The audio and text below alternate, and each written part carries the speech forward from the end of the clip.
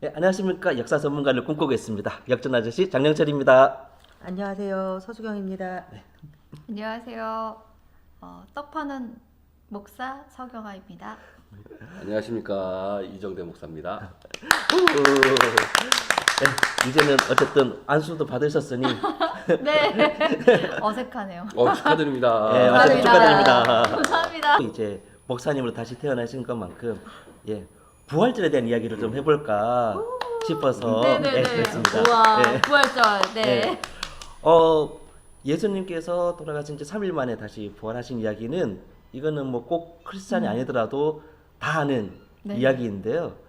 근데 부활절이 과연 어떤 의미가 있는지 부활절에 대한 좀 기본적인 내용을 한번 정리를 하고 넘어가면 어떨까 싶어요. 네.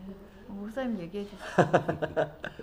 부활절은 기독교에서 가장 큰 기념적인 일입니다. 크리스마스보다도 저 개인적으로 보면 부활절이 가장 큰 기독교의 절기라고 볼 수 있지요. 네. 그래서 성경은 모든 것이 다 예수 그리스도의 예표로 그려져 있는데 그 예표가 십자가와 부활. 네. 그러니까 기독교에서 가장 핵심적인 복음 믿음은 십자가와 부활이기 때문에 이 부활절은 가장 큰 의미를 두고 있다라고 볼 수 있습니다. 네. 감사합니다. 그리고 부활절은 크리스마스와 다르게 그래도 날짜가 네. 좀 명확해요. 그래서 6월절 네. 다음 날 부활하신 날짜가 거의 정확하기 때문에 그 부활절 날짜에 대해서요. 지금 정확하다고 하셨잖아요. 근데 해마다 부활절 날짜 틀리시잖아요. 그건 이유가 뭐예요, 목사님? 네, 그거는 부활절을 지금은 우리가 태양력으로 해서 네. 양력을 사용하지만 네. 부활절은 음력을 사용하기 때문에 그렇습니다. 아. 네, 부활절은 유대- 왜 음력을 사용을 했어요? 제가 네. 말씀을 드릴까요? 아, 네. 궁금한 저- 게 네. 특히 그 중동 지역 같은 경우가 네. 태양력이 먼저 시작된 것이 그쪽인데 음력은 또 특히 동양 쪽에서 많이 사용을 했었고, 근데 왜 부활절은 음력을 페르시아 지역 네. 여기도 서양이라기보다는 동양 쪽이 가까울 수 있다고 봐요. 한 이란도 아시아에 네. 포함되니까 요것만 조금 지나가고 얘기해. 예, 달력을- 그래서 그런데 메소포타미아 문명이 처음 발생했을 때도 태음력을 사용을 했어요. 네. 그 지역에. 네. 그러니까 시리아 지역은 태양력보다 태음력을 사용했고 또 농사 짓는데 태양력보다는 맞아요. 태음력이 음력이- 더 정확하기 네, 때문에 농사는 태음력을 그렇죠. 많이 쓰였는데요. 유대는 또 음력이랑은 조금 달라요. 조금 다른데 이게 이제 60진법이냐 12진법이냐에 따라서 조금씩 달라지긴 하는데 어쨌든 간에 6월절은 유대 달력을 쓰죠. 유대 달력은 음력이랑 좀 비슷하지만 조금 다르다는 거는 일단은 알아두시면 좋겠고요. 어쨌든 간에 유대의 그 6월절은 유대의 달력에 니산일 초하루에서 새해가 시작되면서 14일 날 지냈는데 그게 어떻게 되냐면 지금 현재로 말하면 음력의 춘분점의 14일 그러니까 보름달 첫 보름달이 떴을 때가 15일이니까 14일 15일 이때가 이제 6월절이 됩니다. 그러니까는 지금으로 따지고 나면 춘분을 시작해서 첫 번째 보름달이 뜬 15일 14일에서 15일 밤으로 넘어갈 때가 6월절이기 때문에 거기서 계산하면 거의 정확하게 되는 거죠. 네, 그래서 요거는 부활절은 거의 정확한 날짜인데 요게 이제 옛날에 초기 기독교 때 서방 로마 카톨릭이랑 동방 카톨릭이랑 서로 이제 좀 싸운 적이 있어요. 네, 아. 맞아요. 네, 싸운 적이 있는데 그게 이제 날짜가 어떻게 네. 계산하느냐.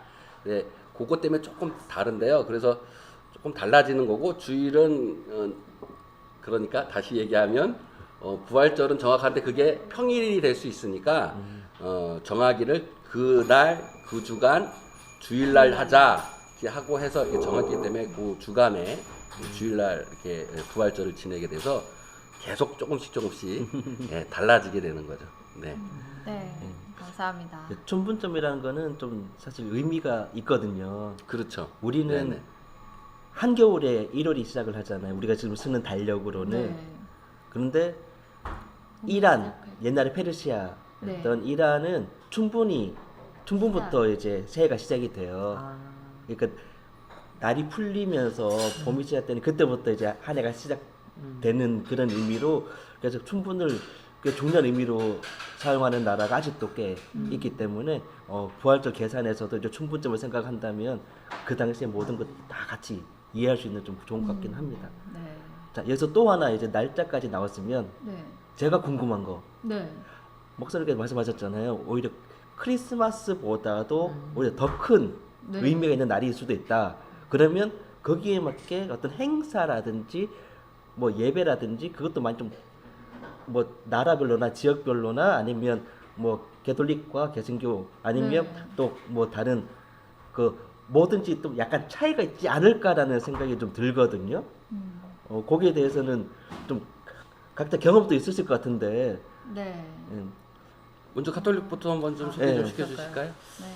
저희는 우리는 이제 고난 주간이라 그래서 그 이제 고난 주간 마지막 이렇게 예수님 부활하는 주간은 그 고난 주간이 끝나는 시점으로 보더라고요. 그래서 성주간이라 그래서 그 성주간은 예수님의 그 십자가 돌아가신 부활 이렇게 되는데, 그래서 볶음 토 3일을 성삼일이라 그래요. 감사합니다. 성삼일. 그래서 그 목요일 그 성당 내에서 기도 12처에서 예수님이 뭐 매맞고 사형 언도받고 마리아 만나고 손수건 건네고 베로니카의 손수건 이런 것들이 다 이렇게 성화 내지는 그 조각상을 성당 내 다 해요. 그래서 그 앞에 놓고 예수님의 십자가를 같이 묵상하는 그런 기도문을 계속 하거든요. 그런 기도를 한 이후에 목요일은 그렇게 밤마다, 그래서 성삼일 동안은 밤마다 미사가 있어요. 물론 매일 미사가 있긴 하지만 그때는 특별한, 그리고 반주 없이 무반주로. 그리고 금요일에는 이제 그 미사를 하고 예수님 돌아가신다는 의미로 그 십자가에 천막으로 휘장을 가리는 걸 하고, 그 다음에 성당 안에 늘 성체라 그래서 그 성체라고 하나요? 여기도 기억이 잘 안 나요. 저희는 그런 게 없어요. 네. 없죠? 네. 성체를 늘 본당 안에 네. 모시는데 그거를 다른 곳으로 이동해요. 오, 예수님이 이동을 계시지 않는다는 의미로. 아. 예수님 와. 몸이 안 계신다는 의미로 다른 곳으로 이동해서 예수님이 안 계시다는 생각을 하면서 예수님이 돌아가시고 없다는 그런 묵상을 하면서 같이 그 시간을 밤새 구역별 뭐 이렇게 예수님의 무덤을 지킨다는 의미로 구역별로 같이 기도를 하면서 그 시간을 보내요. 아침까지. 그래서 집에서 네. 제일 가까운 사람이 보통 2시에서 3시 이런 시간은 집에서 성당으로 제일 가까운 사람들이 그 시간에는 거의 해요. 성당을 지켜요? 네, 성당 예수님과 함께 네. 예수님의 무덤을 지킨다는 좋네요. 의미로 그렇게 좋네요. 하고요. 네. 그리고 그 다음에 이제 네. 토요일 밤이 되면 토요일 밤부터 사실은 원래 그 토요일 밤부터 여기가 이제 안식일이 시작이잖아요. 유대교로 치면 네. 파스카 축제라 그래서 파스카는 6월절. 헬라어의 그 네. 말이래요. 근데 6월절 네. 넘어가다 건너가다 이런 패스오버. 의미인데 저희는 그래서 파스카 축제라고 항상 얘기를 하거든요. 그러면은 이제 밤에 경문 읽으시고 미사 직전 하시면서 오르간 반주가 그때 이제 시작돼요. 예수님 부활을 알리고 성장 축제를 하고 또 빛의 예식이라고 해서 깜깜한 어둠 속에 있던 사람들이 불을 하나씩 밝혀가면서 그 부활초 제대 있는 부활초로 이렇게 그 직접 하는 부활초로 빛의 예식으로 해서 초를 다 요만한 초 이렇게 갖고 그런 빛의 예식을 또 같이 해요. 좋네요. 네, 그래서 그런 의식 안에 뭔가 모르지만 말씀은 딱 귀에서 들리지만 사실은 그 의식은 사실 온 몸으로 전달되는 부분이 있어요. 좋네요. 네. 네. 큰 의미가 그거네요. 그러면 처음에 오르간 연주도 없이 네. 그러니까 소리와 네. 빛이 다 없는 네. 상태여서 맞아요. 이제 어두움. 빛과 소리가 같이 돌아오는 네. 그런 의미로 그렇게 하나의 예. 큰 약간 뭐 이벤트라 해야 되나 이제 네. 그런 식으로 3일의 모든 과정을 그렇게 네. 담았다고 볼 수 있겠네요. 네, 가톨릭에서는. 네. 엄청 성대하게 그리고 네. 잠깐 여기서 끊고. 네. 기독교 교회에서도 개신교에서도 그런 점은 좀 카톨릭을 좀 배웠으면 하는 바람이 저한테는 좀 있어요. 왜냐하면 카톨릭에서는 어떤 상징적인 행위를 통해서 그것을 믿음으로 이렇게 승화시키는 과정들이 굉장히 많은데 이 기독교 감리교에서는 그런 것들이 좀 개신교에서는 좀 그런 것들을 좀 다 배제시켜 버리는 경우들이 많아서 그런 것들을 좀 받아들여서 이런 어떤 상징적인 행위를 통해서 우리가 주님 앞에 한 발자국 더 가까이 가고 그런 부활의 의미나 어떤 성탄의 의미나 축제의 의미를 또 그런 것을 통해서 행동함을 통해서 더 마음으로 좀 더 접근할 수 있는 그런 것들이 좀 개신교에서도 필요하지 않나라는 생각이 듭니다. 근데 제가 쭉 들어보니까 저도 처음 듣는 얘기인데 파스카 축제를 그러니까 토요일 날 하는 거네요. 토요일 날 밤부터 부활절 행사가 있어요. 원래 유대의 유월절은 그때 당시로 보면 토요일이 아니라 목요일이었거든요. 네, 시작은 그렇죠. 시작은 예. 그러니까는 마가복음 26장 17절에 이제 무교절 첫날이 유월절이거든요. 그때 무교절 첫날 유월절 때 최후의 만찬을 하시고 맞아. 예. 맞아. 목요일 날 그거를 해요. 발을 다 시키세요 신부님이. 신부님이 뭐 몇 명 최후의 이렇게 예, 토요일 최후의 만찬 만찬 하듯이 하시고. 몇 명 이렇게 네. 해서 목요일, 맞아. 금요일, 금토일. 그리고 토요일까지 하고 금요일 날 새벽에 네. 이제 기도하시다가 이제 잡혀서 네. 돌아가시고 그리고 그래서 성금요일 이렇게 얘기하죠. 그러고 나서 토요일이 안식일이고 네. 그리고 그 다음 날 주일 일요일이 그때 이제 아침에 이제 부활하신 날로 이렇게 네. 기록되어 있죠. 네. 네. 네. 그러면 아까 많이 생략되고 좀 가톨릭에 비해서 많이 이제 생략되고 그런 형식적인 면이 많이 없다고 했잖아요. 네네. 그러면 지금 교회에서는 주로 부활절 때 보통 어떻게 지내는지 가톨릭 같은 경우는 진짜 완전 한 해 큰 3, 4일 동안의 일종의 큰 한 해의 공연 같은 느낌을 네. 주는데 지금 개신교에서는 어떻게 특히 감리교에서는 어떻게 진행하고 있는지 간단하게 좀 설명해주고 넘어가면 어떨까요? 예. 네, 제가 사역했었을 때는 그냥 부활 주일을 기념하는 조금 비슷하긴 하지만 이렇게 밤새워서 그렇게 하진 않지만요. 성금요일부터 이제 예배가 계속 진행이 되면서 토요일 날도 뭐 주일 준비하는 그런 준비위원들이 있고 주일 날은 보통 5시에 새벽 예배를 하는데 그날은 그냥 1년에 한 번 부활주일 새벽 예배로 해서 좀 특별하게 생각하시는 분들은 옷을 한복을 입고 오세요. 교우들이. 그리고 새벽 예배부터 성만찬을 시작해요. 목사님이. 그래서 성만찬을 시작으로 정말 그 예배를 아주 거룩하게 그냥 보통의 새벽 예배와 다르게 그렇게 예배를 드리고 또 그날 이제 행사라고 하면 계란을 나누고 이제 각 부서별로 계란에다가 그림을 그리면서 예수님의 부활을 상징하고 또 그 계란들을 나누고 또 떡도 해서 교회 다니지 않는 분들에게 떡을 나누는 그런 행사들을 하죠.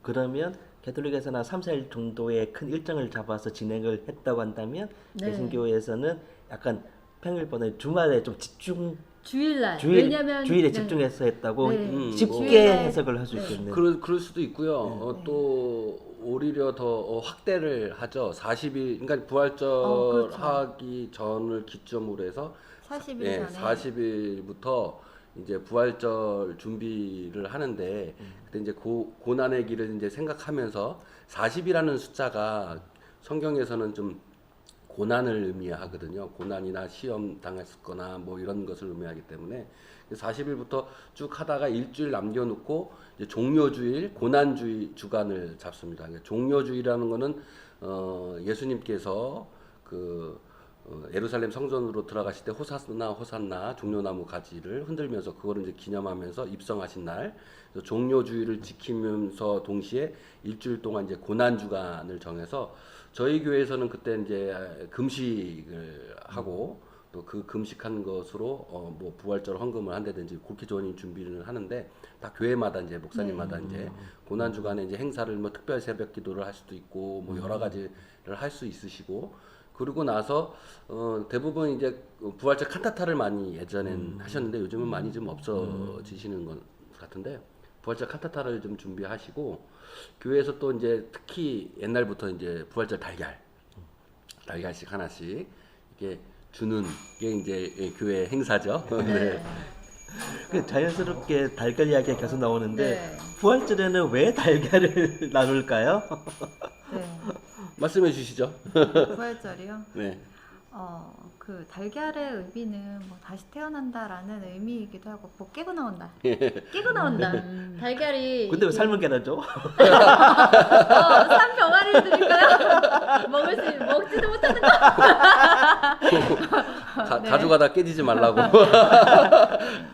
아 그러면 이제 깨고 알을 나온다. 깨고 나온다라는 의미로. 그런 의미에서 네. 제가 좀 더 설명을 하면 뭐 많은 유튜브에서도 이런 영상을 많이 다뤘을 거예요. 원래 달걀 주는 풍습은 뭐 기독교에 없는 내용이고 네. 성경에도 전혀 있는 내용이 아닌데 그거를 이제 토착화 신학이라고 그러죠. 예, 옛날 중세 시대에 이제 앵글로 잭슨족 또 컬트족 이쪽으로 이제 많이 선교를 하면서 가장 많이 대두되었던 게 이제 영국 쪽에 이제 컬트족을 상대로 해가지고 이제 토착화 신학을 많이 했어요. 예를 들면 그거죠. 우리나라에서도 천주교가 들어오는 것이 우리나라의 유교 문화를 흡수해서 천주교가 지금 있는 거거든요. 그러니까 우리만에 있는 천주교가 있어요. 그래서 뭐 제사도 허락을 하고 여러 가지 이런 게 이제 토착화 신학이라고 보여지면 돼요. 그래서 이 부활절 달걀도 원래 성경적으로나 기독교에는 없는 문화인데 토착화를 하면서 그 당시에 유럽 사회에 있었던 그런 축제나 문화를 받아들이면서 거기에 의미를 기독교적으로 부여했던 거죠. 그래서 앵글로색슨족이나 게르만 민족 쪽에는 그 봄의 여신, 그러니까 춘분점으로 시작했기 때문에 그 당시에 봄의 여신인 에오스터라는 여신이 있었어요. 그 여신을 숭배하는 사상이 있었는데 이 여신이 지나가는 새를 발견했는데 이 새가 잡아먹힐 것 같으니까 토끼로 이렇게 바꿔준 거예요. 근데 이 토끼가 옛날 습성을 버리지 못하고 알을 낳기 시작한 거예요. 새가 예, 새처럼, 새였는데 새처럼. 토끼로 변해줬는데 토끼가 예, 토끼가 알을 낳는 거예요. 새끼를 안 낳고 알을 예, 낳아요. 그래서 이 알이라는 게 부활의 어떤 그런 신앙도 있지만 그 당시 그 풍속을 따라서 이 부활절 때 봄의 여신인 그 축제를 따라서 달걀을 유럽 사회에서 주기 시작했죠. 그리고 미국 가면 부활절 때 달걀이나 초콜릿을 숨겨서 토끼가 찾으러 다녀요. 그래서 부활절 바니라고 얘기하거든요. 부활절 바니. 예, 그래서 이제 네. 왜 미국 같은 경우는 달걀하고 토끼가 항상 있어요 부활절 때. 이제 맞아요. 그게 다 유럽 문화의 축제에서 온 건데 거기에 이제 있는 분들이 미국으로 이주하면서 다시 더 덧붙이게 된 거죠. 그러니까 크리스마스에서 크리스마스 추리라든지 산타크로스 할아버지라든지 이런 모든 것들이 다 유럽 사회에 있었던 축제나 문화를 받아들여서 토착화한 믿음의 형식인 거죠. 그러니까 부활절 달걀도 기독교에 있는 내용은 아니라 거기서 온 거였고 또 한 가지 또 재밌는 건 뭐냐면 중세 초기 시대 때 수도원에 있는 분들이 이제 고난 주간에 금식을 많이 하셨어요. 금식을 많이 하셨는데 이제 부활절 되면 이제 금식이 풀리잖아요. 풀리면은 그때 이제 몸보신으로 할 수 있는 게 육류나 뭐 이런 거였는데 육류가 얼마나 귀했겠어요 옛날에. 맞아요. 그러니까는 그거보다 좀 더 쉽게 구할 수 있고 영양가도 많고. 그래서 항상 부활절 아침에는 그 수도승들에게 달걀을 줬답니다. 그래서 이제 달걀을 먹으면서 이제 금식을 이제 끝내고 또 몸보신도 하고 그런 문화도 조금씩 섞여 있었던 것 같아요. 예, 그래서 지금은 부활절하면 달걀이죠 우리나라에선. 미국에서는 토끼 달걀 찾는 거고. 근데 그런 얘기들을 많이 지금 알고 있기 때문에 이교도 문화가 그리스도 신앙이랑 합쳐서 있다는 걸 알기 때문에 요즘 간혹 젊은 목사님들이 네. 부활절 때 달걀을 안 주시고 떡을 돌리시는 분들도 꽤 많이 생겼어요. 그래서 떡이 좋은데? 떡차차지. 네, 완전 좋죠. 떡죠. 그래서 네. 저희 떡을 부활절 날 네. 아침에 떡이 항상 저기 한 박스가 배달이 된 거예요. 우와. 그래서 이게 누가 이 부활절 주일날 떡을 주셨지? 하고 딱 보니까는 저희 지역 감독님께서 와. 보내주셨더라고요. 그래가지고 떡이 그냥 아. 풍성하게 먹었습니다. 와, 요즘에 떡도 축하드려요. 돌리시더라고요. 네. 와, 좋네요. 그 네. 지방 좋으네요. 좋나요? 완전 감사합니다. 좋다. 떡도 주고. 네. 우리 역사 그 R에 대한 네. 것도 이제 우리 역사에서도 약간 이 비슷한 아까 토착 신앙 네네. 토착 문화 네. 이야기할 때 우리도 옛날 역사에 R이 되게 중요한 역할을 한 게 있거든요. 오, 그렇죠. 네. 그 고구려를 세우는 고수몽도 네. R에서 알죠. 태어나고 네. 그렇죠. 신라를 만든 박혁거세도 맞아요. R에서 네. 태어나고 네네. 그게 그 뭐 해석은 다양할 수 있으나 옛날에는 일단 하늘이란 자체가 되게 무섭고 경외로운 존재였는데 근데 새라는 존재는 네. 하늘을 나는 존재이기 때문에 하늘과 땅에 있는 우리를 연결시켜주는 매개체라고 생각을 한 거죠. 그래서 새는 알을 낳잖아요. 그래서 뭐 왕 같은 그런 존재들이 이렇게 이제 새가 낳는 그런 알과 같은 신성한 곳에서 태어났기 때문에 우리의 왕이 될 수 있다라는 의미로 그래서 네. 고조목도 알, 박혁거세도 알. 그렇구나. 그래서 옛날 이제 그 토착 문화 말씀하시는 네. 것처럼 옛날에는 새, 알 이런 거에 대해서 약간 숭배하는 좀 높게 보는 네. 그런 것들이 아마 뭐 유럽에서 있다고 하니까 우리나라도 비슷한 의미로 그러네요. 해석을 할 수도 있는 네. 거죠. 그러네요. 그럴 수도 있고요. 그 당시 이제 초기 기독교 때 로마 식민지, 로마 사회였잖아요. 로마에서의 그 풍습이 또 알에 대한 풍습이 이런 풍습이 있었대요. 죽은 사람의 무덤에 이렇게 알을 넣는 그런 풍습도 있었다고 그러더라고요. 그래서 이게 말씀하신 것처럼 전 세계적으로 알은 그러니까 아. 좀뭐 큰 신성한. 신성하고 네. 어떤 위대한 어떤 분들이 거기서 이제 태어난다든지 뭐 그런 신앙이 좀 담겨 있지 않았었나라는 생각도 갖습니다. 네. 특별한 계란. 네. 다 드셨어요? 근데 부활절 계란? 아니요 아직. 교회를 나오세요. 계란은 있긴 있어요. 근데 제가 삶아계는 즐겨 먹지 않다 보니까 막 까지도 않았네. 여러 나라에서 옛날부터 갖고 있던 풍습들이 이제 융화되고 이렇게 융화되면서 이렇게 지금 우리 사회에서 많이 이렇게 행해지고 일컬어져 있죠. 뭐 부활절뿐만 아니라 뭐 헬로윈 데이도 있을 수도 있고 뭐 여러 가지가 이제 있을 수 있을 것 같아요. 근데 중요한 거는 저는 그렇게 생각해요. 뭐 달걀이 이교도 문화고 뭐 기독교랑 전혀 맞지 않는 문화이기 때문에 하면 안 된다. 뭐 이런 주장보다는 그것은 어떻든 상징적인 의미니까 그런 상징적인 행위를 통해서 부활절이라는 그 부활절 신앙을 다시 기억하고 그 달걀을 받음을 통해서 예수님의 부활을 생각한다면 뭐 달걀을 받으면 어떻고 떡을 받으면 어떻고 초콜릿을 받으면 어때요? 그것을 가지고 내가 진정으로 생각하고 믿음으로 가지고 있는 것이 무엇이냐 이것이 더 중요하지 않나라는 생각을 갖게 됩니다. 네. 감사합니다. 아까 목사님께서 처음에는 개신교도 이제 가톨릭에서 이제 그 몸으로 다 보여주는 그런 약간의 형식적인 면도 어느 정도는 또 필요하지 않냐라고 말씀을 네. 주셨지만 네. 어떻게 보면 그런 형식적인 면이 조금 가미되어서 마음을 좀 더 잘 표현할 수 있고 더 몸을 느낄 수 있는 네. 그런 게 필요하다는 말씀이 맞습니다. 아니실까라는 네. 네, 그런 것들이 좀 필요한 것 같아요. 네. 부활이라는 것도 네. 사실 또 우리 옛날 이거는 뭐 역사라고 해야 되나 신화라고 해야 되나 거기 또 우리나라에 관계돼서 부활의 의미가 또 들어간 게 또 있어요. 예수님이 태어나기 한참 전의 일이긴 한데 네. 그 우리나라 한민족은 단군의 자손이라고 이야기할 이제 단군 이야기 있잖아요. 네. 단군의 엄마가 단군의 어머니, 그러니까 곰이잖아요. 네. 호랑이와 곰 네. 있었는데 호랑이는 뛰쳐나가고 네. 곰은 웅녀가 되어서 네. 그러면 거기에서 그런데 우리나라는 맨날 호랑이래요. 우리는 아. 그렇잖아요. 네. 우리 맨날 호랑이래. 아. 그렇네요. 근데 우리는 왜 그 신화라든지 나라의 그 처음에 이야기를 할 때 왜 곰을 내세웠을까? 음. 오. 라는 거에 대해서 또 이런 이야기가 있긴 한데 곰이 가진 여러 가지 의미 중에서 네. 곰은 겨울잠을 자요. 아, 그렇죠.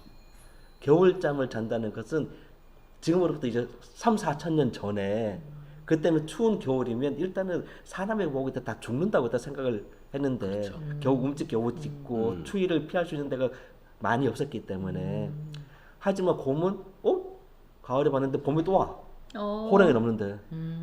그래서 일부 이제 그 토착 신앙 중에서는 곰을 부활의 상징, 영원한 생명력 이런 의미로 그 당시에는 받아들였을 수가 있는 거고, 그래서 옛날에 그런 이야기도 있긴 해요. 이제 그 환웅이라는 그런 존재가 네. 호랑이를 숭배하는 부족하고 곰을 숭배하는 부족하고 네. 해서 그 중에서 곰을 숭배하는 부족의 힘을 얻고 호랑이를 숭배하는 부족을 쳐냈다 이렇게 해석이 되기도 하는데 뭐 그런 건 다 이제 뭐 해석의 문제이긴 하지만 어쨌든 곰을 숭배하던 자체가 긴 겨울 추위를 뚫고 이겨난 뭐 약간의 부활의 의미, 그 당시에는 몇천 년 전에는 그렇게 해석을 하기도 했었다라는 게 부활절 다가오면서 여러 가지 이제 우리 그 교회에서 생각하는 의미도 방금 좋은 말씀 해주신 것처럼 네. 그런 것들이 그 이전에도 어느 정도는 이제 마음 그 언저리에 있긴 있었다. 맞습니다. 예.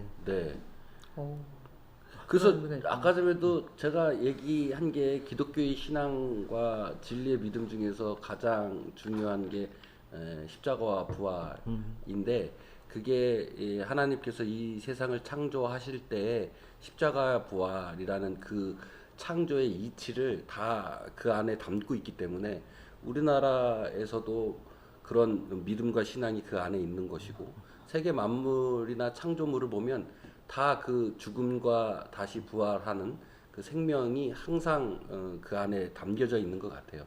그것을 예수 그리스도께서 몸소 보이시고 그것을 통해서 우리가 구원을 얻는, 그러니까는 우리가 기독교에서 구원을 얻는 것은 믿음인데 그 믿음은 예수 그리스도의 십자가와 부활에 대한 믿음이거든요.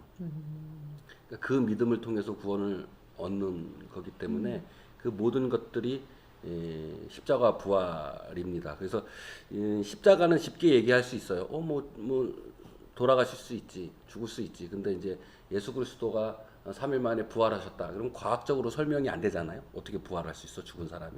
근데 그것을 직접 보이신 것이기 때문에 기독교에서는 부활절만큼 가장 큰 절기가 없다고 저는 또 한번 이야기를 드리고 싶네요. 네. 네, 감사합니다. 괜찮나요? 너무, 예. 괜찮았어요.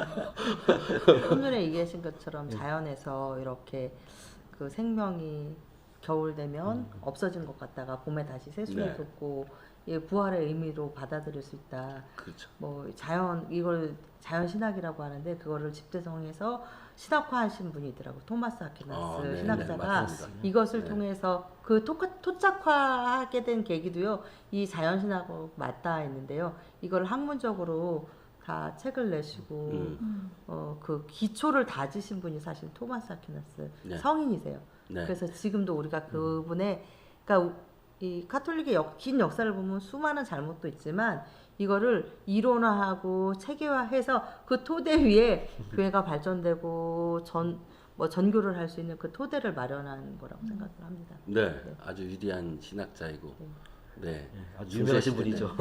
시대 아주 유명하신 분이시고, 네, 그러신 분이시죠. 네, 네. 그럼 오늘 부활절에 대해서 여러 가지 의미와 또 뭐 하는 행사 형식도 좀 이야기를 해봤는데 마지막 아직 오늘 못다 하신 말씀이 있으시다면 좀 네, 뭐 이렇게 할까요? 저는 다 했습니다. 예, 방금 전에 네. 아까 목사님도 말씀하셨는데요. 부활이 없다면 사실은 우리가 예수님 믿을 이유가 없습니다. 그래서 정말 부활하신 예수님을 믿기 때문에 우리가 여기에서 예수님 전하고 예수님 따르는 거거든요. 진짜 살아계신 예수님을 저희가 전하고자 이 자리에 있는데요. 그 살아계신 예수님 만나는 경험들을 살면서 꼭 해보셨으면 좋겠습니다. 아멘. 아멘. 목사님 되시더니 멘트가 되게 복음적으로 바뀌신 것 같은 느낌이 드는데요. 그런가 봐요. 권사님 저는 무슨 생각을 했냐면 아프거나 힘들거나 괴로울 때는 십자가 위에 계신 달리신 예수님이 너무 가깝게 느껴지거든요. 근데 즐겁거나 기쁘거나 막 환호에 찰 때는 그냥 나의 기쁨으로 그치거나 그 부활하신 예수님과 맞닿아 있지 않은 경우들이 많은데요. 이번 부활절 지내면서 기쁘고 즐겁고 요것도 주님하고 맞닿아서 주님께 봉헌하는 그런 삶이 되기를 저는 소망합니다. 아멘. 네. 예, 오늘 또 우리 부활절에 대해서 담긴 의미에 대해서 많이 좋은 말씀도 많이 들었고 이야기를 했습니다. 자, 우리 다음에도 또 좋은 주제를 가지고 이야기를 할 수 있도록 하겠습니다. 오늘 모두 수고하셨습니다. 감사합니다. 감사합니다.